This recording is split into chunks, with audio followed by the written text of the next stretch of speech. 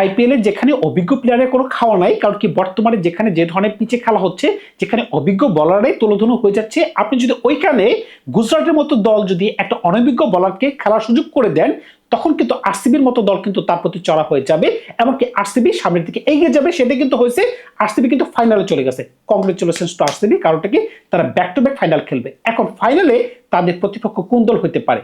এখানে কিন্তু তিনটা দল আছে, গুজরাটও হইতে পারে, সানরাইজ হায়দ্রাবাদও হইতে পারে, এমনকি রাজস্থান হইতে পারে। কোনটা হইতে পারে ওই প্রসঙ্গে একটু পরে আসতেছি, কিন্তু কিভাবে তারা ফাইনালটা জিতলো, কিভাবে তারা ফাইনালে গেল, ওই গল্পটা আপনারা জানেন কি? খেয়াল করে দেখেন, আরসিবি যখন ব্যাটিং করতে আসলো তাদের যাত্রা কিন্তু ভালো ছিল। প্রথম 6 ওভারে তাদের রান 76 রান, এটা কিন্তু একটা দুর্দান্ত স্টার্ট কিন্তু আনতে পেরেছিল। মাত্র একটা উইকেটের পতন করছে। এখানে কিন্তু ভেঙ্কটেশ আয়ার, আমি কিন্তু তার প্রশংসা দিয়ে শুরু করতে চাই, কারণটা কি তার ইনিংসটা হয়তো ছোট, 7 বলে 17, কিন্তু তিনি যদি ওই সময় একটা দ্রুততম ইনিংস শুরু করতে না পারতেন, তার কিন্তু হয়তো মোমেন্টামটা আরসিবি পাইতো না। খেয়াল করে দেখেন, তিনি যখন 7 বলে 17 করতে পারলেন, অন্য প্রান্তে বিরাট কোহলি একটু চান্স নিতে পারলো, বা একটু সুযোগ নিতে পারলো, বা একটু সময় নিতে পারলো, তিনি আউট হয়ে গেলেন। কি কারণে? শুভমন গিল একটা দুর্দান্ত ক্যাচ নিতে পারছেন, ওই ক্যাচটা কিন্তু আসলে সুন্দর ছিল, কিন্তু এরপরে আপনি একটা ক্যাচও দেখাইতে পারবেন না, বা একটা ফিল্ডিংও দেখাইতে পারবেন না যে গুজরাটের প্লেয়াররা ভালো নেছে। যেখানে আজকের মধ্যমণি যাকে নিয়ে সবচেয়ে বেশি আলোচনা হবে, রজত পাতিদার, তাদের ক্যাপ্টেন, আরসিবির ক্যাপ্টেন, এমনকি গতবারের ডিফেন্ডিং চ্যাম্পিয়নের ক্যাপ্টেন, তিনি কিন্তু গতকালকে দুর্দান্ত একটা ইনিংস খেলতে পারছেন। 33 বলে 93 রান। বুঝতে পারতেছেন তিনি কোন ধরনের অ্যাক্সেলারেশন দিচ্ছেন, যার স্ট্রাইক রেট 281.81। ভাই 9টা ছক্কা মারছেন। অফসাইডে তিনি যে ধরনের ছক্কাগুলো মারছেন, রাবারটাকে যেভাবে তিনি ছক্কা মারছেন কাবারের উপর দিয়া, ভাই অস্থির লাগছে ভাই। এরপরে আপনি রশিদ খানকে যেভাবে ব্যাকফুটে একটার পর একটা ছক্কা মারছেন, ভাই লেগ সাইডে তো তিনি জন্মগতভাবে শক্তিশালী, কিন্তু অফসাইডে বর্তমানে তিনি যে ধরনের শট খেলতে পারতেছেন, একটা সময় আমরা জানতাম তিনি শুধুমাত্র স্পিন বলারকেও মারতে পারেন, কিন্তু এখন পেস বোলারদের প্রতি তিনি যেভাবে চড়া হচ্ছেন, তিনি কিন্তু তার খেলাটাকে ইমপ্রুভ করে ফেলছেন। ভাই এই প্লেয়ারটা অন্য লেভেলের প্লেয়ার। কি কারণে? আপনি খেয়াল করে দেখেন, তিনি এই পর্যন্ত আইপিএল এর প্লে অফসে 6টা ম্যাচ খেলতে পারছেন। 6টা ম্যাচের মাঝখানে, মানে গত ম্যাচটা খেলার আগে 6টা ম্যাচ খেলতে পারছেন। এর আগে 6টা ম্যাচের মাঝখানে তার রান আছে 320-এর উপরে, এমনকি তার স্ট্রাইক রেট 195-এর উপরে, এমনকি তার অ্যাভারেজ 120-এর উপরে। তিনি 2টা 50 করতে পারছেন, এমনকি একটা 100 করতে পারছেন। এখন বুঝতে পারতেছেন রজত পাতিদার বড় ম্যাচে কোন ধরনের খেলা খেলতে পারেন।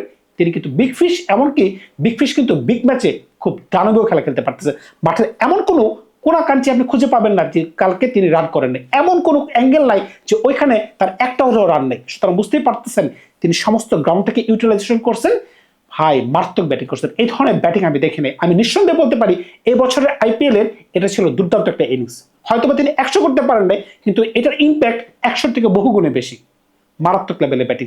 এখন যদি আরসিবির ইনিংসটা একটু খেয়াল করে দেখেন, আরসিবি কিন্তু প্রথম পাওয়ার প্লেতে দুর্দান্ত খেলতে পারছে। কারণটাকে আমি প্রথমেই বলেছিলাম, 6 ওভারে 76 রান, 7 ওভারে 86 রান, কিন্তু 8, 9, 10 এই 3টা ওভারের সময় কিন্তু তাদের দুর্দান্ত সুযোগ ছিল গুজরাটের যেন খেলাটাকে পুল ব্যাক করার। কি কারণ আপনি খেয়াল করে দেখেন, 8ম ওভারে যখন রশিদ খান আসলো, প্রথম ওভারে কিন্তু তিনি একটা দুর্দান্ত বল করলেন, মানে দুর্দান্ত ওভার করলেন। প্রথম ওভারে মাত্র 6 রান, ভালো চলতেছে। এরপরের ওভারে যেটা কেউ কল্পনা করে নাই, জ্যাসন হোল্ডার। হ্যাঁ, জ্যাসন হোল্ডার কিন্তু ভালো বলার, এমনকি তিনি এবছর আইপিএলে ভালো বোলিং করতে পারছেন। এর আগে তার উইকেট ছিল সম্ভবত 16টা, গতকাল সম্ভবত 2টা উইকেট বা 3টে উইকেট দিতে পারছেন। এক ওভারে তিনি 2 উইকেট ফেলা দিয়েছেন, এক ওভারে তিনি বিরাট কোহলিকে ফেলা দিয়েছেন, এমনকি দেবদীপ পাটিকেল, যারা কিনা দুর্দান্ত খেলতেছিল। একটা সময় মনে হচ্ছিল তারা আরো ভালো খেলতে পারবে, কিন্তু যখন এই 2টা উইকেটকে ফেলে দিল, আরসিবি কিন্তু চিন্তায় পড়ে গেছিল। কারণটা কি?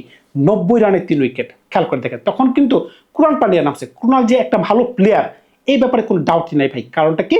গতকালকে যে পজিশন থেকে কুণাল পান্ডিয়া, এমনকি জিতেশ শর্মা, তাদের ক্যাপ্টেন রজত পাতিদার যে একটা পার্টনারশিপ করতে পারছেন, মারাত্মক মানে মারাত্মক। কারণটা কি?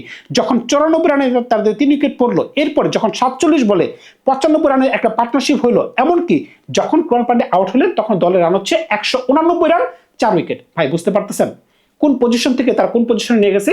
94 থেকে 180 প্লাস। তখন কিন্তু আপনি বুঝতেই পারতেছেন টিম ডেভিড নামার বাকি আছে, জিতেশ শর্মা নামার বাকি আছে, এমনকি ইম্প্যাক্ট সাব হিসেবে আপনি রবীন্দ্র সাবারকে নামাইতে পারতেছেন। তখন তো তারা রান করবে। আপনি খেয়াল করে দেখেন, যদি কোনো কারণে তারা যদি ক্যাচগুলো নিতে পারতো, এমনকি সঠিক সময় সঠিক বলারকে বল দিতে পারতো, তাহলে কিন্তু এই ধরনের বল হয় না। আমি কিন্তু ভিডিও শুরুতেই বলেছিলাম, আপনি কেন অনভিজ্ঞ প্লেয়ারকে এত বড় ম্যাচে খেলার সুযোগ করে দিবেন? তার নামটা হচ্ছে কুলওয়ান্তা খেজুরিওয়ালা। আমার স্পেলিং ভুল হতে পারে।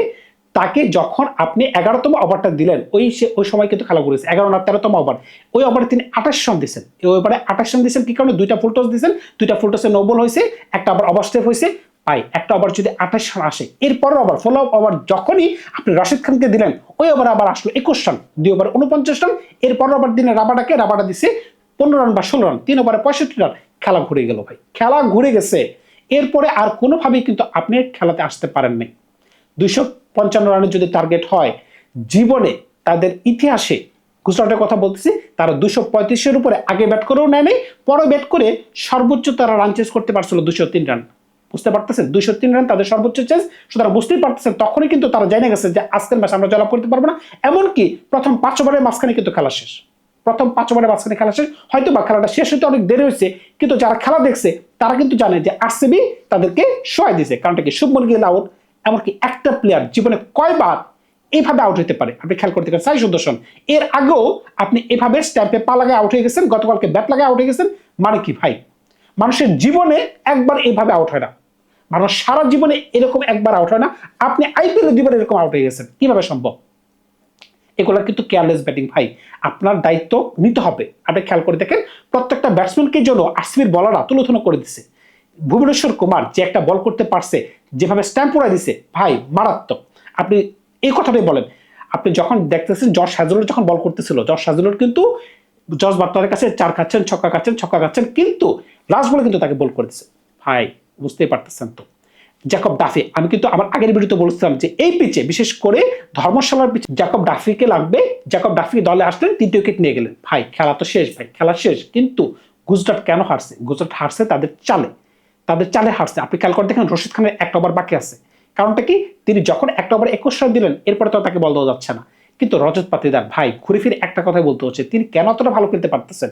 তিনি যেভাবে দলের মাঝখানে এন্ট্রি নিয়েছিলেন, এই ঘটনাকে আপনারা জানেন। তিনি কিন্তু একটা প্লেয়ার যখন ইনজুরি কবলে পড়ে গেছিল, ইনজুরিতে পড়ে যাওয়ার পরে আম্পায়ারের কাছে অনুরোধ করে কিন্তু তাকে প্রথমবারের মতো আরসিবি তাকে নামাইছে। বুঝতে পারতেছেন, মানে একজন ইনজুরির কারণে ছিটকে পড়ে গেছেন ম্যাচ খেলাকালীন সময়ে, তখন তাকে তার বদলি হিসেবে নামানো হয়েছে। তখন ইম্প্যাক্ট প্লেয়ার ছিলই না, ওই যেভাবে তাকে নামানো হয়েছে, এরপর যে তিনি একটা আশীর্বাদ হয়ে নামছেন। গত বছর তিনি অ্যাজ এ ক্যাপ্টেন দলকে জিতাইলেন, এই বছরও মনে হচ্ছে তিনি জিতাইতে পারেন। এখন তাদের প্রতিপক্ষ কে হইতে পারে? আজকে যে খেলা, গুরুত্বপূর্ণ খেলা, আজকের খেলা কিন্তু একদিকে সানরাইজ হায়দ্রাবাদ, অন্যদিকে শক্তিশালী রাজস্থান রয়্যালস, শুধুমাত্র 2টা তারকার উপর। কি কারণে? একদিকে ভুবনেশ্বরবংশী, অন্যদিকে তাদের প্রিমিয়াম বলার জফরা আর্চার। ওই 2টা তারকাই আছে। যদি এই দুজন ভালো কিছু করতে পারে, শুধুমাত্র তখনই আপনি বলতে পারবেন রাজস্থান আজকে ভালো কিছু করতে পারবে। আদারওয়াইজ কোনোভাবে কিন্তু শক্তিশালী হায়দ্রাবাদের বিপক্ষে আপনি জয়লাভ করতে পারবেন না। কারণটা কি, তাদের যে ব্যাটিং লাইন আপ, আমি কিন্তু আগের ভিডিওতে বলেছিলাম, এর আগের ভিডিওটা, যেখানে ট্রাভিস হেড, ঈশান কিষান, তারপরে অভিষেক শর্মা, হেনরি ক্লাসেন, নীতিশ কুমার রেড্ডি, এই 5 জন হেভিওয়েট ব্যাটসম্যান খেলতে পারতেছে, প্রত্যেকদিন খেলতে পারতেছে। এমনকি তাদের রান 600+। ভাই মারাত্মক লেভেলে ব্যাটিং করতেছে, মারাত্মক লেভেল। সুতরাং বুঝতেই পারতেছেন, যদি কোনো কারণে উপর থেকে যদি জয়সওয়াল এমনকি ভুবনেশ্বরবংশীকে আউট করে দেওয়া যায়, আর যদি কোনো কারণে, তার কথা বলতেছি Jofra Archer, Nandi burger, Brijesh Sharma, তাদের প্রতি যদি একটু চড়া হয়ে যায়, তখন কিন্তু এই দলটা একটু বিপদে পড়লেও পড়তে পারে। কারণটা কি, আপনি খেয়াল করে থাকেন, রায়ান পারাগ ওই ধরনের ছন্দে নাই, জয়সওয়াল ওই ধরনের ছন্দে নাই, ধ্রুব জোয়ার ওই ধরনের ছন্দে নাই। হ্যাঁ, তার কাছে রান আছে, কিন্তু তার স্ট্রাইক রেট খুবই কম। ডেভন ফেরেরা একদিন ভালো খেলতে পারতেছেন, 3 দিন খারাপ খেলতে পারতেছেন।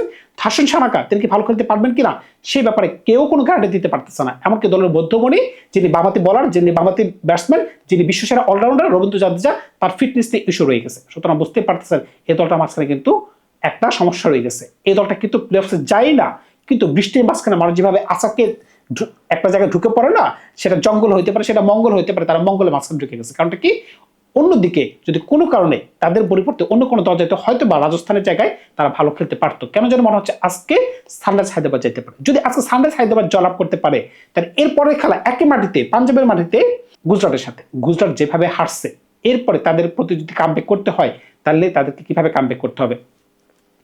যার সাথেই খেলা হোক, সেটা রাজস্থান হতে পারে, সেটা সানরাইজ হায়দ্রাবাদ হতে পারে, কিন্তু তারা কিন্তু সকলেই জানে যে গুজরাট একটা বড় হার হাইরে আসছে। এখন গুজরাটকে কিন্তু দাঁড়াতে দেওয়া যাবে না। গুজরাটের শক্তি কি?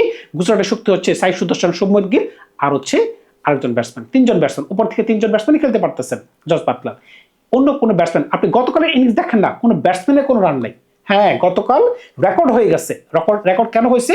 সবচেয়ে বেশি রান তিনি করতে পারছেন। কে বেশি রান করতে পারছেন? রাহুল টিয়াটিয়া। কারণটা কি, তিনি টুকটুক করে খেলছেন, ধরে সরে খেলছেন, 4 ছক্কা মারছেন।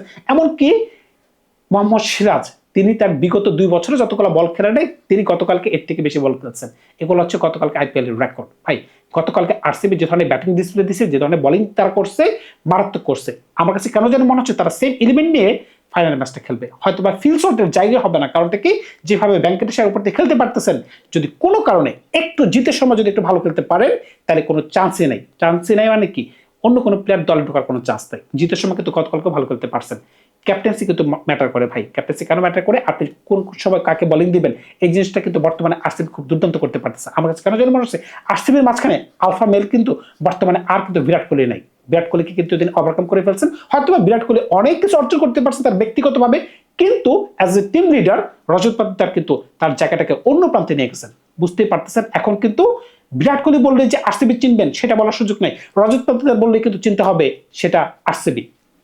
এখন যদি কোনো কারণে আজকে সানরাইজ হায়দ্রাবাদ জিতে, এমনকি সানরাইজ হায়দ্রাবাদের সাথে যদি আবার গুজরাটে খেলা হয়, আমরা কিন্তু ধরে রাখতে পারি ওই খেলা তো সানরাইজ হায়দ্রাবাদ তাদেরকে সহায় দিতে পারবে। কিন্তু সানরাইজ হায়দ্রাবাদকে কাপ নিতে পারবে, এটা কিন্তু একটা আরো জটিল প্রশ্ন যাচ্ছে। কি কারণে সানরাইজ হায়দ্রাবাদকে টানা 3টা ম্যাচ জয়লাভ করতে হবে, টানা 3টা ম্যাচ, এটা কিন্তু এত চারটিখানি কথা না। আইপিএল এর এত বড় মঞ্চে আইসা 3টা নকআউট ম্যাচ আপনি জয়লাভ করবেন, এরপর আপনি কাপ জয়লাভ করবেন, এই কারণে কিন্তু টেবিলের 1 নম্বরে আর 2 নম্বর পজিশনে থাকা লাগে। কারণটা কি, টেবিলে 1 নম্বর বা 2 নম্বর পজিশনে যদি থাকতেন তাহলে এতগুলো ম্যাচ আপনাকে জয়লাভ করতে হতো না। এই কারণেই কিন্তু যদি আজকের ম্যাচ কোনো কারণে সানরাইজ হায়দ্রাবাদ জয়লাভ করতে পারে, এরপর ম্যাচ আবার তাদেরকে গুজরাটকে হারাইতে হবে, এরপরে আবার ম্যাচ তাদেরকে আরসিবিকে হারাইতে হবে, তখনই কেবলমাত্র সানরাইজ হায়দ্রাবাদ ম্যাচ জয়লাভ করতে হবে। যদি এবারের টুর্নামেন্টে আরসিবিকে কোনো টিম টক্কর দিতে পারে, ওই টিমটার নাম হচ্ছে সানরাইজ হায়দ্রাবাদ। আপনি যত কথাই বলেন, সানরাইজ হায়দ্রাবাদ ছাড়া আরসিবিকে টক্কর দেওয়ার মতো কোনো টিম নেই, সেটা আমি বিশ্বাস করি। সেটাকে আপনি বিশ্বাস করেন কিনা সেটা আপনি কমেন্টস করে জানাতে পারেন। ধন্যবাদ সবাইকে, ভালো থাকবেন। আপনার নতুন গল্পটা খুব শীঘ্রই হাজির হবো আপনাদের সাথে।